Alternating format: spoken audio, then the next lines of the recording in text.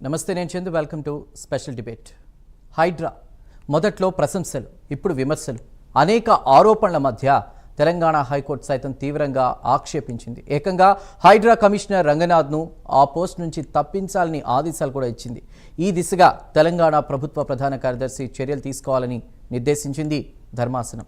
ఈ ఆదేశాలు రేవంత్ సర్కార్కు ఎదురుదెబ్బగా చూడాల్సిందేనా? ఏకంగా 63 కోర్టు ధిక్కరణ పిటిషన్లు అంటే సాధారణ విషయం కాదా? దాఖల్పై పిటిషన్లను న్యాయస్థానాలు ఇచ్చినటువంటి ఆదేశాలను లైట్ తీసుకున్నారా? కమిషనర్కు పైనుంచి ఒత్తిళ్లు వచ్చాయి. ఆస్తుల రక్షణ పేరుతో చట్టాలను హైడ్రా కమిషనర్ అతిక్రమించారని హైకోర్టు చేసిన వ్యాఖ్యలను ఎలా చూడాలి? ఇప్పుడు హైకోర్టు ఆదేశాలపై ప్రభుత్వం అప్పీలుకి వెళ్తే ఏమవుతుంది? ఇదే అంశంపై బీజేపీ, బీఆర్ఎస్ నేతలు తీవ్ర ఆరోపణలు చేశారు. ఐపీఎస్ రంగనాథ్ను బలి చేశారన్నది బీజేపీ ఆరోపణ. నిజానికి హైడ్రా ఉద్దేశాలు మంచివి అయినా ప్రస్తుతం అవి రాజకీయ అస్త్రాలుగా మారాయనే కామెంట్స్ బలంగా ఉన్నాయి. గిట్టని వారి భూములపైకి బుల్డోజర్లు వెళ్తున్నాయనే విమర్శలకు కొదవే లేదు. పేదల ఇళ్లపై కన్నెర చేస్తూ పెద్దల భూముల జోలికి వెళ్లడం లేదని కామన్ మ్యాన్ కూడా చర్చించుకునే స్థాయికి హైడ్రా చర్యలు కనిపించాయి. ఒకవేళ పెద్దల భూముల పైకి వెళ్లిన బుల్డోజర్ల వెనుక కూడా కథ వేరే ఉందా? 63 కోర్టు ధిక్కరణ పిటిషన్లు భూ కబ్జాదారులు వేసినవని హైడ్రా కమిషనర్ రంగనాథ్ చేస్తున్న వాదన చెప్పుకోవడానికి బాగానే ఉన్న కోర్టుల్లో నిలుస్తుందా లేదా చూడాలి. రైట్, ఇక ఇదే అంశంపై మాట్లాడడానికి ఇవాల్టి స్పెషల్ డిబేట్లో జాయిన్ అవుతున్నారు మానవతరాయ్ గారు, టీపీసీసీ జనరల్ సెక్రటరీ. మానవతరాయ్ గారు నమస్కారం, వెల్కమ్ టు స్పెషల్ డిబేట్. అదేవిధంగా ఉప్పల లక్ష్మణ్ గారు, సీనియర్ జర్నలిస్ట్, మనకి జాయిన్ అయ్యారు. లక్ష్మణ్ గారు నమస్కారం అండి, వెల్కమ్ టు స్పెషల్ డిబేట్. ముందుగా లక్ష్మణ్ గారితోనే మాట్లాడతాను. లక్ష్మణ్ గారు, ఎలా చూడాలి అంటే ఏకంగా 63 కోర్టు ధిక్కరణ పిటిషన్లు అంటే అసలు దీన్ని ఎలా చూడాలంటారు? కోర్టు ఎవరైనా గౌరవించాల్సినటువంటి అవసరం ఉంటది. కాకపోతే కోర్టులు కూడా కొన్ని సందర్భాల్లో ఈ పిటిషన్లు వేసినప్పుడు ఏమైపోతుందంటే సమగ్ర విచారణ జరగక ముందే ధన్యవాదాలు స్టే ఇవ్వండి అని చెప్పి చెప్తారు. అక్కడ ఏమవుతుంది, ఇల్లు చేస్తారు అనేటువంటి చెప్పలేకపోతుంది కోర్టు. సరే, ముందు స్టే ఇద్దాము, తర్వాత చూద్దాము, తర్వాత అనేటువంటి అభిప్రాయంతో కూడా స్టేలు స్టేటస్కో ఇస్తారు. ఇచ్చిన మాత్రాన కోర్టు వాటిని సమర్థించి కాదు కదా, పూర్తి విచారణ జరగాలి.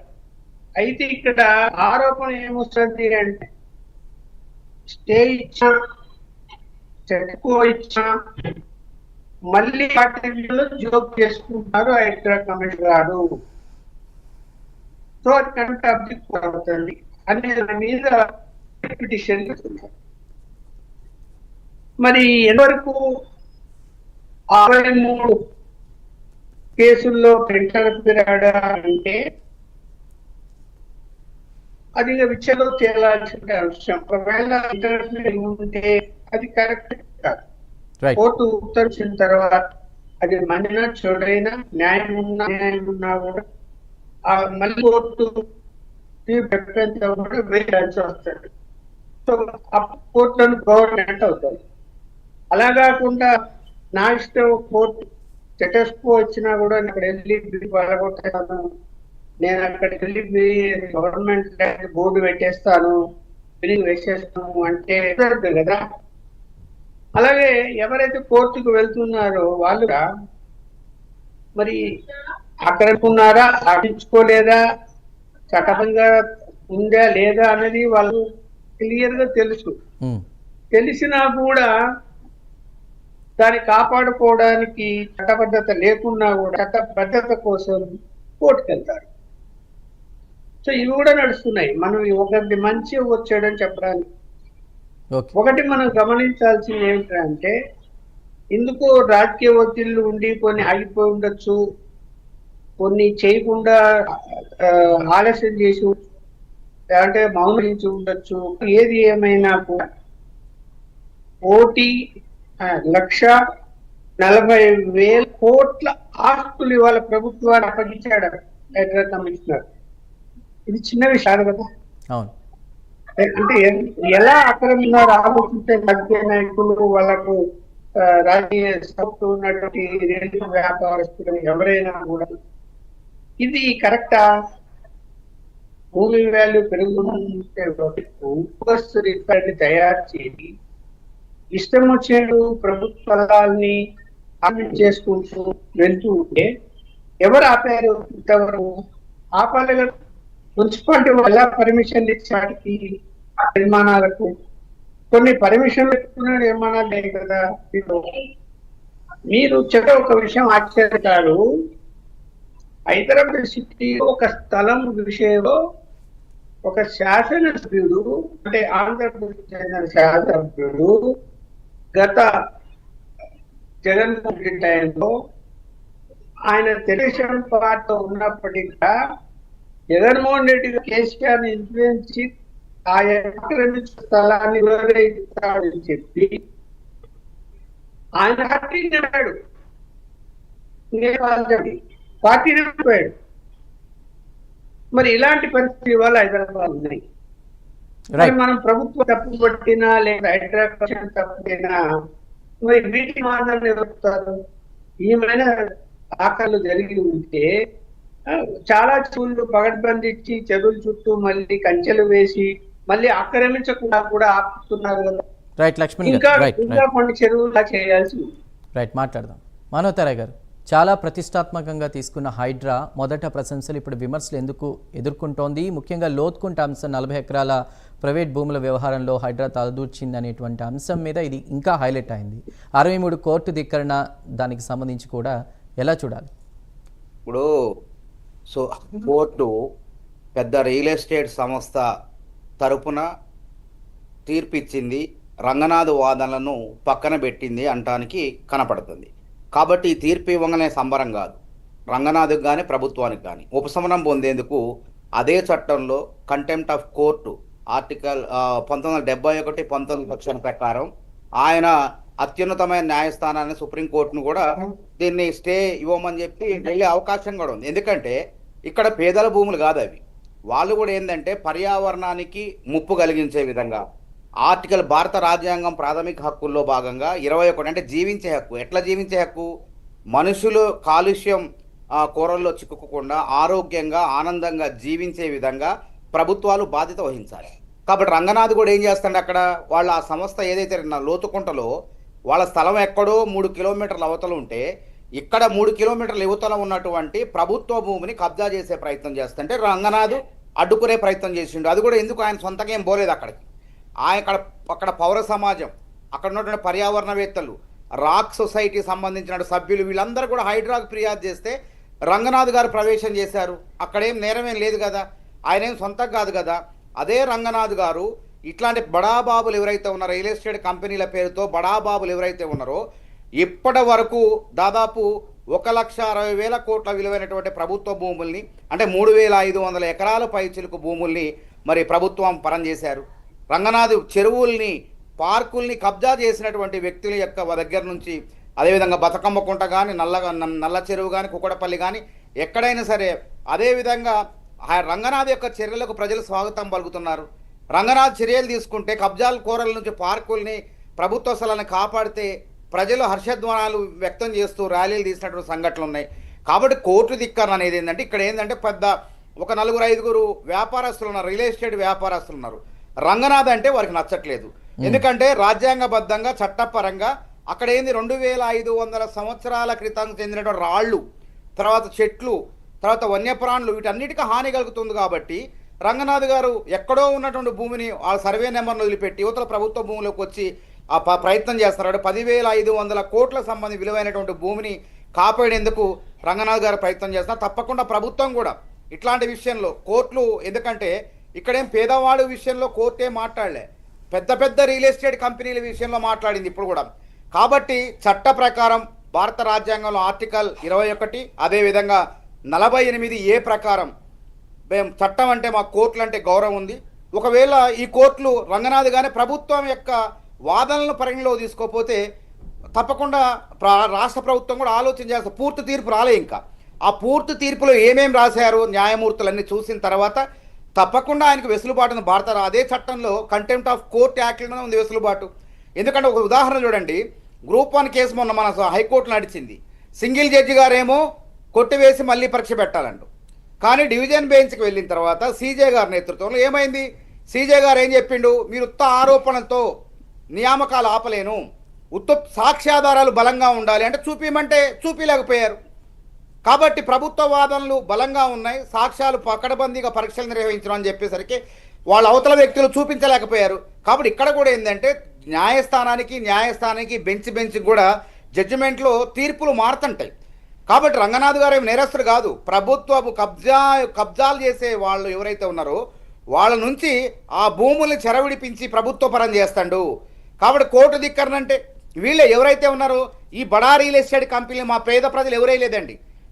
సుప్రీంకోర్టు చెప్పినట్టే రంగనాథ్ గారు నడుచుకుంటూ సుప్రీంకోర్టు ఏం చెప్పింది, MC Mehta versus union of India జడ్జిమెంట్లో సుప్రీంకోర్టులో పర్యావరణానికి కానీ ప్రకృతికి కానీ చెరువులను కానీ అక్రమంగా పేదవాడైనా బలవంతుడైనా ధనికుడైనా ఎవరైనా సరే చెరువు శిఖంలో కబ్జా చేస్తే నోటీసులు ఇవ్వకుండా కూల్చమని చెప్పేసింది. పర్యావరణాన్ని కాపాడి ప్రాణుల్ని కాపాడాలి. అదే మనోతరా గారు ఉద్దేశం మంచిదే అయినా ఎందుకు రాజకీయ అస్త్రాలుగా మారుతుందన్న సిచ్యువేషన్ మీద కూడా రాజకీయంగా వాడుకునే ప్రయత్నం చేస్తారు. అదే కదా ఇప్పుడు బడాబాబుతో వచ్చిన సమస్య మొత్తం. రైట్, ఒక చిన్న బ్రేక్ తీసుకుందాం. బ్రేక్ తర్వాత డిబేట్ కంటిన్యూ చేద్దాం. Stay with us. Welcome back. మనోతరా గారు, ఇంకొక ఆరోపణ కూడా ఉంది. పేదల భూములపై కన్నెర చేస్తూ పెద్దల భూముల జోలికి వెళ్ళలేదు అని. పెద్దల భూముల జోలికి వెళ్ళబట్టే ఇప్పుడు ఈ సమస్య ఇంకా ఇప్పుడు ఇట్లా అయిందని అనుకోవచ్చా? ఎలా చూడాలి? పెద్దలైనా పేదలైనా అక్కిరే నాగార్జున అయినా అల్లు అర్జున్ అయినా చట్టం ముందు అందరూ సమానులే. ఎఫ్టీఎల్ ఏదో సల్కం చెరువు ఆ విషయం కూడా తీసుకొద్దాం. దాని మీద చర్యలు తీసుకున్న లోపే ఆ యాజమాన్యం విద్యా సంస్థ హైకోర్టును ఆశ్రయించింది, స్టేటస్ కో విధించింది యథాస్థితిని. మళ్ళీ అదే కోర్టు ఇంకో బెంచ్ దగ్గర పోయేసరికి స్టేటస్ కోను ఉపసంహరించారు. కాబట్టి రెవెన్యూ యంత్రాంగం మున్సిపల్ అధికారులు దాని యొక్క సల్కం చెరువు యొక్క ఎఫ్టీఎల్ పరిధిని నిర్ధారించిన తర్వాత తప్పకుండా చర్యలు ఉంటాయి.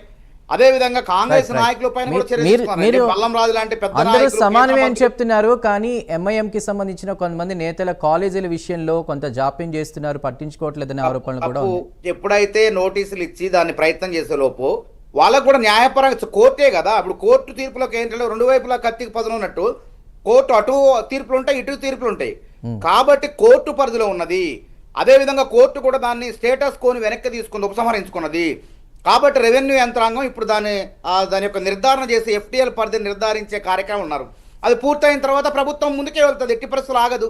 కాబట్టి ఇక్కడ బడా సంస్థలు ఇవన్నీ కూడా ముఖ్యమైనటువంటి బీఆర్ఎస్ నాయకుడు ఒక రియల్ ఎస్టేట్ వ్యాపారి ఆయన ఏ విధంగా అమీన్పూర్లో కబ్జాలు చేసి పేదల ఇళ్లను కబ్జాలు చేస్తే ప్రభుత్వ రంగనాథన్ అందరూ కూడా అభినందించారు అక్కడ. అదేవిధంగా ఒక రియల్ ఎస్టేట్ సంస్థ లోతుకుంటలో ఇవన్నీ కూడా పెద్ద కంపెనీలు, పెద్ద కంపెనీలైనా పేదవాళ్ళైనా చిన్నవాళ్ళైనా ఎవరైనా సరే ఒక చట్టం పట్ల ఒక చెరువుల పట్ల ఇప్పుడు అవగాహన వచ్చింది. హైడ్రా వచ్చిన తర్వాత అమాయకులు చాలామంది రియల్ ఎస్టేట్ కంపెనీలు మోసం చేసేది. తక్కువ చెరువు శిఖంలో అపార్ట్మెంట్లు కట్టి తక్కువ ధరకు వస్తారని తీసుకోందని చెప్పి అమ్మేస్తే పేదవాళ్ళు సామాన్య మధ్యతరగతి కొనుక్కొని నష్టపోయినటువంటి దాఖలాలు. కానీ ఇప్పుడు హైదరాబాద్లో ఎక్కడ స్థలం కొనాలి ఏం కొనాలని సామాన్య మధ్యతరగతి వాళ్ళకు అవగాహన వచ్చింది హైడ్రా వచ్చిన తర్వాత. కాబట్టి హైడ్రా వల్ల ఒక దాదాపు 1.5 కోటి మంది లాభం పొందుతున్నారు భవిష్యత్తులో. అదేవిధంగా ఇప్పుడు కూడా ఇద్దరో ముగ్గురు అక్రమంగా, అది కూడా అక్రమాలు చేసినటువంటి అక్రమంగా కట్టుకున్న వాళ్ళు మాత్రమే, అది చట్టవిరుద్ధం అని తెలుసు కూడా ఆ చట్టవిరుద్ధమైనటువంటి పనులు చేసిన వాళ్ళు మాత్రమే నష్టపోతారు. కానీ ఎవరైతే న్యాయబద్ధంగా ఉన్న వాళ్ళకి ఇది అందరు కూడా దీన్ని హర్షిస్తున్నారు. ఇది పెద్ద దీంట్లోనే 63 కేసులు కోర్టు ధిక్కరణ కేసులు ఇంకేందో అయిపోయింది, రంగనాథన్ తీసేయాలని అంటే ప్రభుత్వం దానికి అధికారులు ఉంటారు, ప్రభుత్వం ఉంటుంది, దాన్ని ఏ నిర్ణయాలు తీసుకోవాలో ఏందో దీన్ని సుప్రీంకోర్టుకి ఏ విధంగా స్పెషల్ లీవ్ పిటిషన్ వేసుకునే హక్కు భారత రాజ్యాంగంలోనే 136 నిబంధన చెప్తుంది. ఎస్ఎల్పి వేసుకునే అవకాశం ఉంది, అదేవిధంగా సుప్రీంకోర్టుకు పోయే అవకాశం ఉంది. కాబట్టి చూద్దాం, పూర్తి పాఠ్యాంశం రానండి. ఇంకేంది బీఆర్ఎస్ పార్టీ అయితే భారత రియల్ ఎస్టేట్ సమితి వాళ్ళే మొత్తం వాళ్ళ పార్టీలోనే మొత్తం పెద్ద ఈ రియల్ ఎస్టేట్ వ్యాపారులంతా ఉన్నారు. కాబట్టి ఇవన్నీ వాళ్ళకి నచ్చట్లేదు. ఆస్తుల రక్షణ పేరుతో చట్టాలను హైడ్రా కమిషనర్ రంగనాథ్ అతిక్రమించారు అనేటువంటి ఆరోపణ ఉంది. ఎంతవరకు అతిక్రమణ లేదండి. పౌర సమాజం నుంచి ఫిర్యాదును వస్తేనే లోతుకుంటకు పోయారు.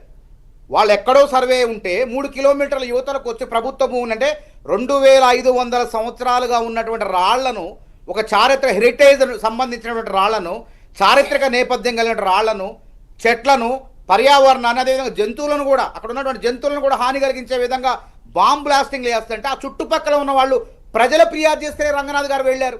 కాబట్టి మంచి చేసేటప్పుడు ఈ రకమైన ఇబ్బందులు వస్తాయి.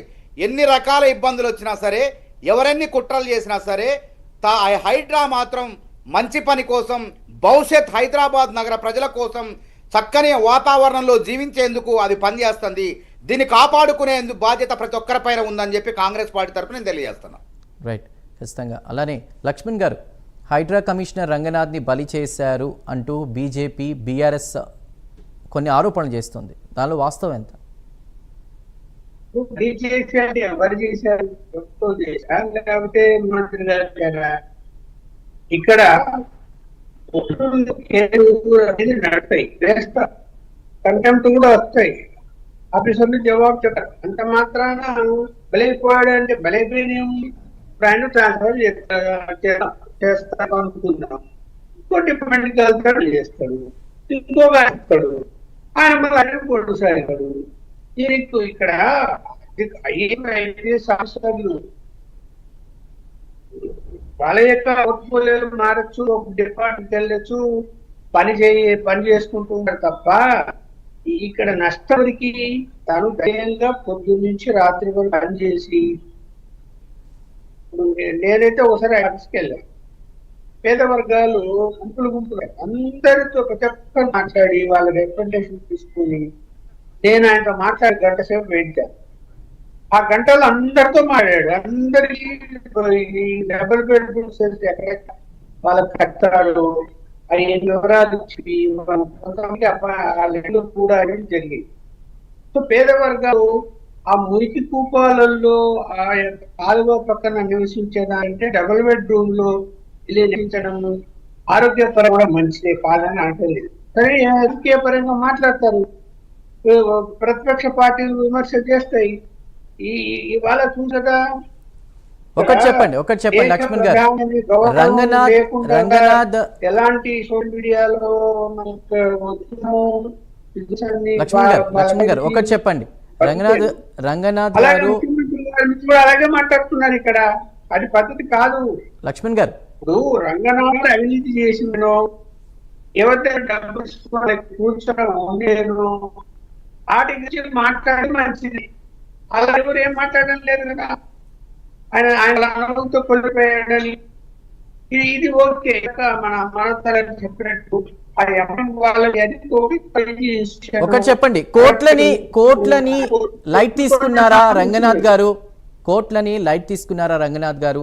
ఇంకోవైపు ఆయన ఏదైతే చెప్తున్నారో 63 ధిక్కరణలకు సంబంధించి కూడా, కోర్టు ధిక్కరణకు సంబంధించి కూడా ఎవరైతే భూ కబ్జాదారులు ఉన్నారో వాళ్ళు వేసిన పిటిషన్లని సమర్థించుకునే ప్రయత్నం చేస్తున్నారు అనేటువంటి ఆరోపణ కూడా ఉంది. దానికి ఏమంటారు? ఫైనల్ గా మీ కన్క్లూజన్ ఏంటి? నేను కోర్టు స్టేటస్ కో ఇచ్చినా ఇచ్చినా కూడా కోర్టులు గౌరవించాలి. సమయం పడతాది, ఆవేశపడకూడదు. ఆ కోర్టు స్పీకర్లు మాత్రాన నేను సైలెంట్ గా ఉండాలి, ఈలోగా బిల్డింగ్ కట్టేస్తారు కాబట్టి నేను దాన్ని కూలి చేస్తాను లేకపోతే నోటీస్ ఇస్తాను, ఇలా దూకుడుగా వ్యవహరించకూడదు. కొన్నిట్లో కలిసిందంటే ఆయన స్వార్థం చేయాల. కోర్టులు కూడా ఆలోచించాలి కదా. ఇక్కడ వచ్చిన వాళ్ళలో ఎంతవరకు న్యాయం అనేది కూడా ఆలోచించాలి. తొందరగా విచారణ చేయాలి. రైట్. ఇవాళ ఏమంటే కోర్టుల్లో విచారణ సంవత్సరాల తరబడి విచారణ నడుస్తుంది. సివిల్ కేసులు అయితే ఇంకా అసలు రెండు అఫిడవిట్లు సంబంధం లేకపోయినా కోర్టు ధిక్కరణ జడ్జి గారు విచారిస్తే 2 అఫిడవిట్లు క్షమాపణ కూడా చెప్పారు. వాటిని కూడా పరిగణలోకి తీసుకోలేదు కోర్టు. ఒక ఐపీఎస్ అధికారి ఆయన. అప్పుడు అందుకే ఇక్కడ కోర్టు ఉద్దేశం స్పష్టంగా కనపడుతుంది. ఆ ఉద్దేశం ఏది ఏమైనప్పటికీ అక్కడ పేదవాళ్ళు కాదు కదా, అంత పెద్ద పెద్ద బడా రియల్ ఎస్టేట్ వ్యాపారస్తుల తరపున కోర్టు ఆడ ఈయనకి కోర్టు ధిక్కరణ నోటీసులు ఇచ్చింది. కాబట్టి దీనికి ఏం చేయాలి? పెద్ద ఇదేం ఉరిశిక్ష కాదు, ఏం కాదు. ఒక ఐపీఎస్ అధికారి, ఆయనకు తెలుసు రక్షణ చర్యలు, రాజ్యాంగం తెలుసు, చట్టం తెలుసు, బిఎన్ఎస్ చట్టాలు తెలుసు. కాబట్టి తప్పకుండా ఉపశమనం పొందేందుకు సుప్రీంకోర్టును ఆశ్రయించవచ్చు. ప్రభుత్వం కూడా ఆయనకు అండగా ఉంటది ఈ పరిస్థితి. ఎందుకంటే ఆయన మంచి కోసమే కదా. ఆయన ఎవరు భూమిని కబ్జా చేయలే, ఎక్కడ అవినీతికి పాల్పడలే. ఆయన అవినీతికి పాల్పడితే దాని మీద పోరాటం చేయండి. అంతేగాని అవినీతికి పాల్పడిన వాళ్ళ మీద ప్రజలు ఫిర్యాదు చేస్తే, అక్రమాలకు పాల్పడిన వాళ్ళ మీద ప్రజలు ఫిర్యాదు చేస్తే ఆయన ఆ అక్రమాలను అడ్డుకోవడం కోసం వెళ్తే ఆయనకు ధిక్కరణ నోటీసులు ఇవ్వడం అనేది చూస్తుంటే చాలా బాధాకరం. కోర్టు ఇచ్చింది కాబట్టి మనం గౌరవించాలి. అదే విధంగా అదే కోర్టు తీర్పును మరి గౌరవిస్తూ అప్పీల్కి వెళ్లే అధికారం కూడా ప్రభుత్వానికి, రంగనాథ్ గారికి ఉంది. కాబట్టి హైడ్రా దారి అనే దానికి ఎలాంటి నిర్ణయాలు తీసుకుంటారో, ఎలాంటి తీర్పులు వస్తాయో చూద్దాం. రైట్, మానవతారాయ్ గారు thank you, TPCC general secretary గారు, అలానే ఉప్పల్ లక్ష్మణ్ గారు సీనియర్ జర్నలిస్ట్, ఇవాళ స్పెషల్ డిబేట్లో జాయిన్ అయినందుకు ధన్యవాదాలు. మొత్తం మీద 63 కోర్టు ధిక్కరణకు సంబంధించి కూడా రంగనాథ్ ఒకటే చెప్తూ ఉన్నారు, ఈ 63 కోర్టు ధిక్కరణకు సంబంధించిన పిటిషన్లు ఏవైతే ఉన్నాయో అవి భూ కబ్జాదారులు వేసినవే తప్ప మరొకటి లేదంటూ కూడా చెప్తున్నారు. బట్ దీని మీద ఎలాంటి క్లారిటీ వస్తుంది, హైడ్రా దారేటో చూద్దాం. ఇది ఇవాల్టి special debate. Keep watching prime news.